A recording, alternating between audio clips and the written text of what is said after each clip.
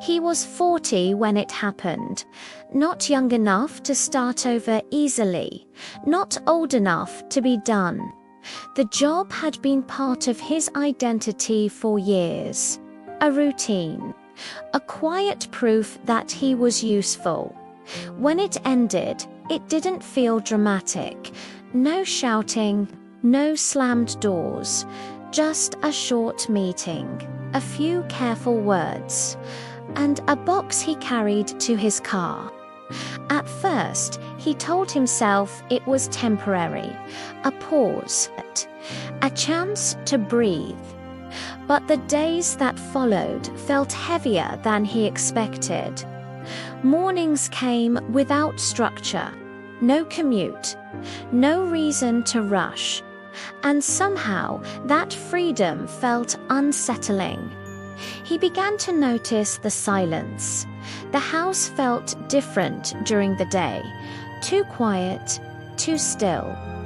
He avoided telling people at first, not because he was ashamed at least, not entirely, but because he didn't know how to explain it. At 40, losing a job doesn't just affect income, it touches pride. It reshapes how a man sees himself. Bills didn't stop arriving, responsibilities didn't pause, but his confidence slowly did. He applied for positions that once felt within reach, and heard nothing back. Or polite rejections that sounded the same. Each email felt small, but together they added weight. A quiet pressure that followed him everywhere. At home, he tried to stay calm, to stay positive, to be the steady one. But tension slipped into conversations, into small disagreements, into the spaces between words. He worried about being seen as a burden, as someone falling behind, as someone who should have figured life out by now. Sleep became lighter, thoughts heavier, nights longer. He replayed decisions he had made years ago, jobs he didn't take, risks he avoided, and for the first time he questioned his value, not as a worker, but as a person. What surprised him most was how invisible it felt. No one prepares you for this part, the quiet erosion of certainty. Friends talked about promotions, about plans, and he nodded along, smiling carefully.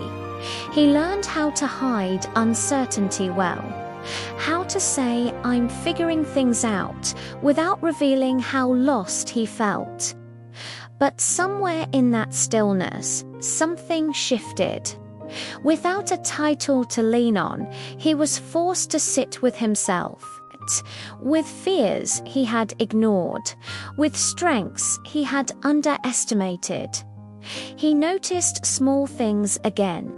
Morning light through the window, a walk taken slowly. He realized how much of his worth he had tied to a role, to productivity, to being needed by a system that moved on quickly. Losing the job didn't solve his problems, but it stripped away illusions. It showed him how fragile certainty can be. And slowly, not all at once, he began to rebuild.